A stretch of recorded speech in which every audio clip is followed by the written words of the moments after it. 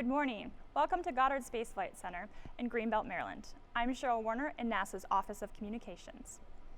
We're live from the Robotic Operations Center, where NASA is developing some of the technologies needed for its Asteroid Redirect Mission, or ARM. You just saw a short video highlighting the mission, and we have some special guests here today to tell us more about what ARM is, how it will enable our journey to Mars, and help protect our planet. Our first guest today is the President's Science Advisor, Dr. John P. Holdren, NASA Administrator Charles Bolden, and ARM Program Director Michele Gates.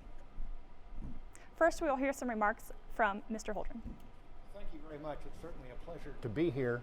I wanted to put the ARM mission in context of the President's and NASA's vision for expanding the human exploration of space. That vision is ambitious, it's coherent, it's systematic. It has four major pieces. The first piece of that strategy is working with the private sector, working with industry to develop the most cost-effective capacities to expand our presence in space that we possibly can. The second component is developing the new innovative advanced technologies that will be needed to take us all the way to Mars and beyond. That involves in-space refueling, it involves habitat development, it involves how you protect astronauts on these long missions, it involves advanced propulsion and much more. The third element of this strategy is extending the use of the International Space Station into the mid-2020s so that it can continue to serve as a test bed for some of those advanced technologies and a jumping off point, as well as a scientific platform, an educational platform, even a diplomatic platform. The fourth component is a set of missions of increasing ambition, taking humans further and further into space, beyond, way beyond low Earth orbit.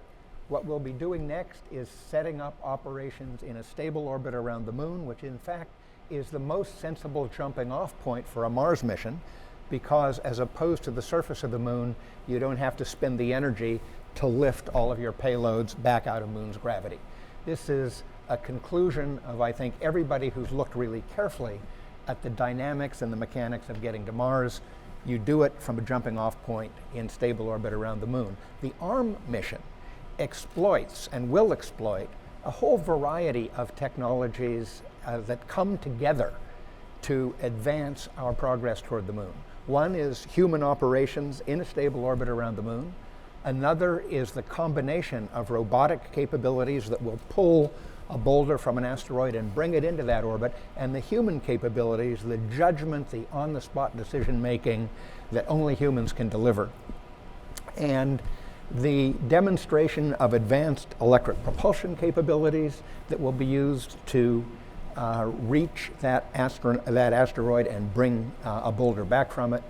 And the other benefits of this mission, which are just extraordinary, include demonstrating capabilities that ultimately we may need to deflect an asteroid on a collision course with the Earth. This is a hazard that 65 million years ago the dinosaurs succumbed to. We have to be smarter than the dinosaurs. They went extinct when a large asteroid hit the Yucatan Peninsula.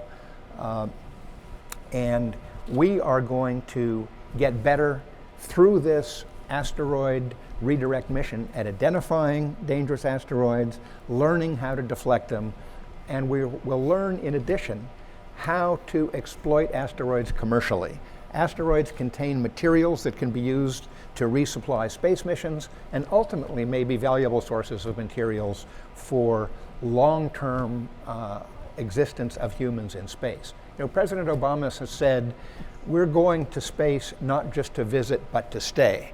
And the asteroid mission is the next important step on that trajectory. Excellent, thank you, sir. We'll now hear from Administrator Bolden. Thanks very much, and I want to thank Dr. Holdren especially for taking time to come out here and be with us on this very special day. It's a full day. I also want to thank Michele Gates, who's the program manager for the Asteroid Redirect Mission.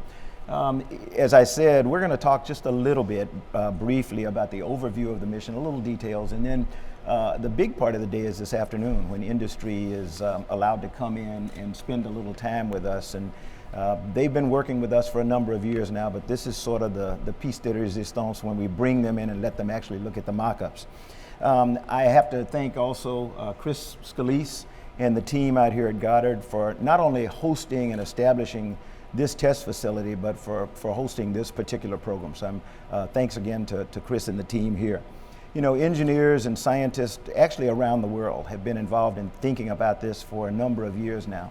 As Dr. Holdren said, we want to be smarter than the dinosaur. And at NASA, what we've tried to do is take a step-by-step incremental approach to being able to get humans to Mars. If you look at how we've arranged it, we have three, I consider them zones in the solar system. And those zones are actually, you know, where we live today. We live and work in near-Earth orbit. We've been on the International Space Station for almost 16 years, and we have learned a lot, and there's a lot more to be learned, as Dr. Holdren mentioned. The other thing is the next area we want to go is back to the lunar vicinity. And so when we're working on the International Space Station, we just call that the Earth-reliant phase. We rely on our home planet. We're hours away, so we can get supplies, we can rescue crews, we can do lots of things. We want to next move out where we're a little bit more distant. And in that particular case, when we go out to what we call cislunar space, the vicinity around the moon, we're going to be a couple of days away. So that's going to stretch our capabilities. We're going to have to figure out new ways to supply ourselves, to test the technologies that are going to be necessary when we finally take the big step to go with humans out to Mars. So time-wise, we've been working on this Earth-reliant phase for about 50 years when you really get down to it. When we move out to cislunar space, that's going to be the period of the 20s. And then when you get to the 30s, then now we're going to be Earth-independent. That is a big step. You know, humans have been dreaming of going to Mars as long as people have been looking up at the sky almost, and we're finally almost there. Some of us can taste it. So when we move out to Mars, that's what we call the Earth-independent stage, where we're going to have to either take stuff with you, make it on the way, or make it when you get to the Martian surface. So those are the technologies that Dr. Holdren was talking about. We're really excited about being out here to talk a little bit about the Asteroid Redirect Mission, because for us, having been an astronaut before and having found out that flying in space is not like flying an airplane, things that you intuitively do when you're flying an airplane don't work in space due to something called orbital mechanics. We also know that when we get to low gravity and no gravity environments, the way that we will be around some of the moons of Mars and other places, we're going to have to teach ourselves new techniques. We're going to have to learn new procedures. In trying to open this up to bring the commercial entities in, we also want to develop technologies and techniques that we can then hand off to private enterprises, whether they're entrepreneurs, academics, or industry, so that they can do things like asteroid mining.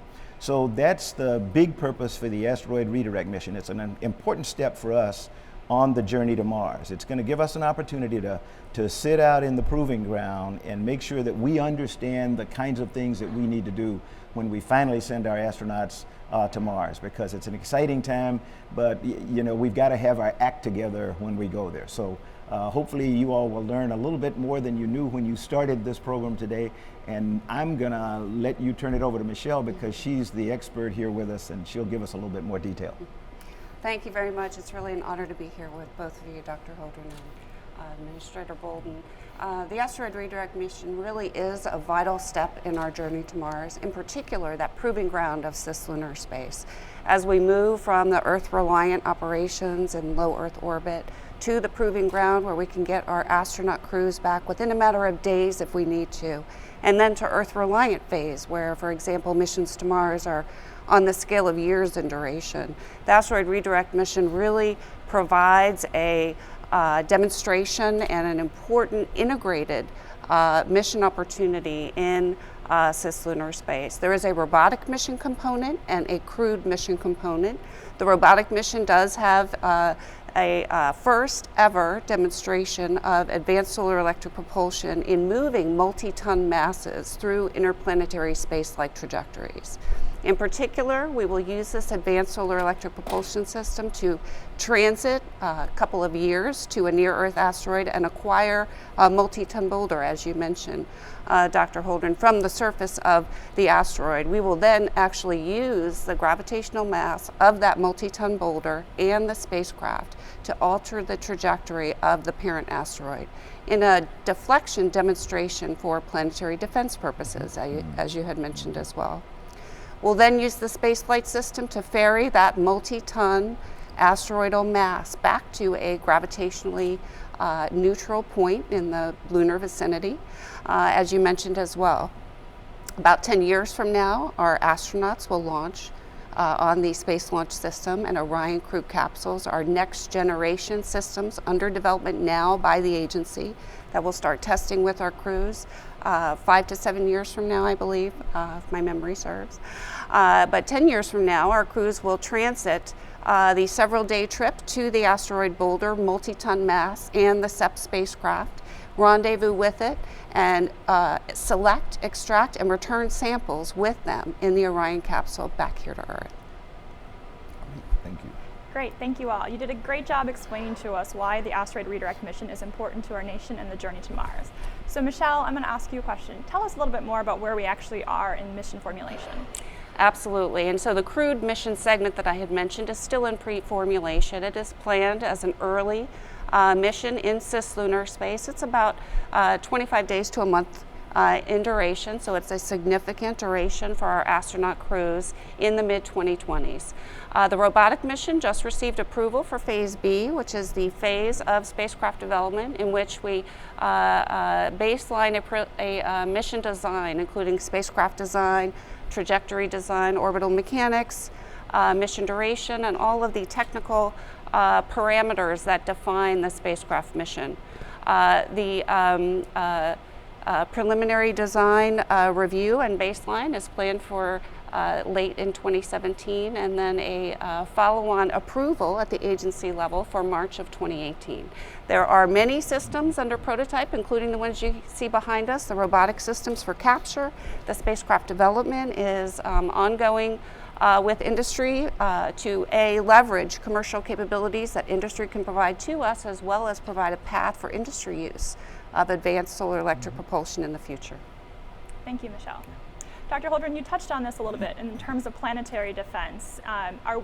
If you think about an asteroid heading toward Earth, it sounds like something out of the movies, but are we as a nation prepared for that? We are not fully prepared, but we are on a trajectory to get much more so. We've invested increasing resources in detecting asteroids of a dangerous size that could be on a collision course with the Earth. We've had some recent experiences that indicate how challenging this is. In 2013, a smallish asteroid exploded over Siberia with the force of about 400 kilotons or 500 kilotons of TNT. Did a lot of damage on the ground. Something like 1,000 people were injured by flying glass and so on. That explosion was in the range of 30 times bigger than the Hiroshima nuclear bomb. We had in 1908 a much larger asteroid explosion, again over a part of Siberia. Fortunately did not occur over a heavily populated area, but it exploded with the equivalent of multiple megatons of explosive force. So we know that this does happen. It's rare. The impact that occurred in 2013 is estimated to have been a 1 in 100-year event. The impact that occurred in 1908 was estimated to have been a 1 in 1,000-year event.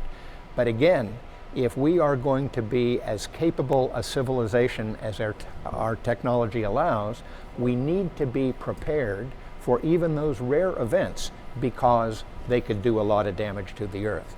And as part of that preparation, we have the planetary defense aspects of the asteroid retrieval mission. Again, I would emphasize that the asteroid retrieval mission makes sense in about 5 different ways. It makes sense for science, for better understanding the composition of asteroids and what they can tell us about the origins of the solar system. It makes sense from the standpoint of technology demonstration, demonstrating technologies that we're going to need for the mission to Mars. It makes sense in terms of human operations in cislunar space, again, the most appropriate stepping off point for Mars. And it makes sense for the possibilities of using asteroids as sources of materials, potentially sources of fuel, sources of water, to resupply space missions and ultimately to meet needs on Earth.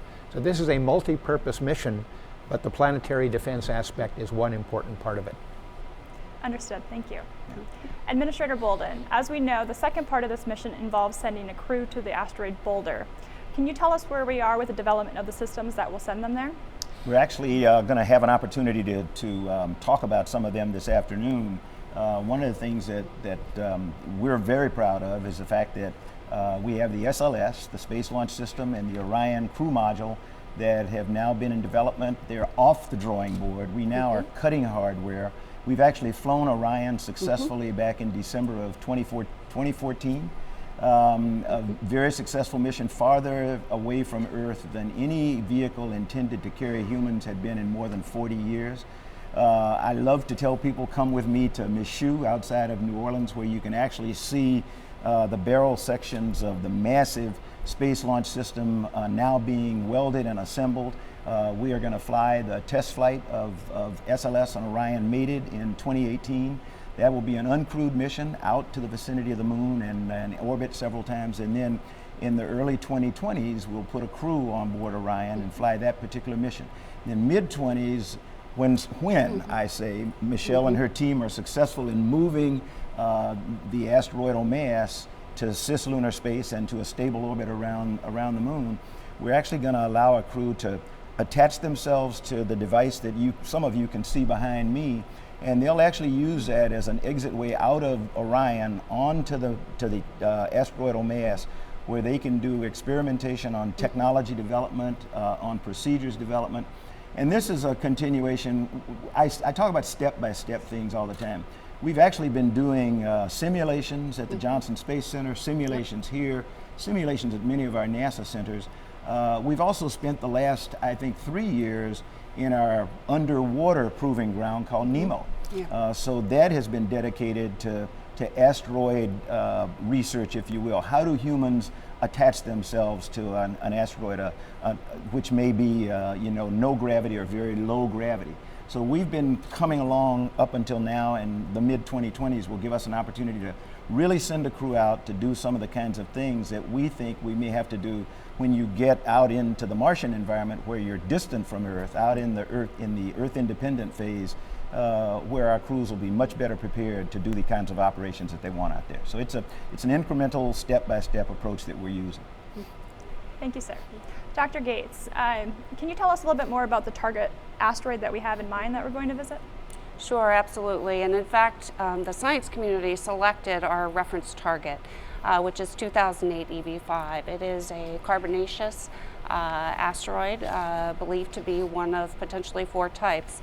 It is anticipated to be potentially 20% water, volatile rich, and contains the compounds from early formation of the solar system, that the record that's only available through certain classes of asteroids. The asteroid has never been visited before, which was a desire of the science community. The resources community, in particular, folks who are interested in using asteroidal resources, asteroidal mining, in situ resources, are very interested in this target as well. And so our mission design work is all being done around this target. Our capture capability prototyping you see behind us is being done with the assumptions of this target. And we have a very lengthy report from the external community, actually, recently out in February of this year, available on our website, www.nasa.gov/ARM, the FAST report, which is 167 pages of detail, if anyone is interested. Sure, if I can add one thing.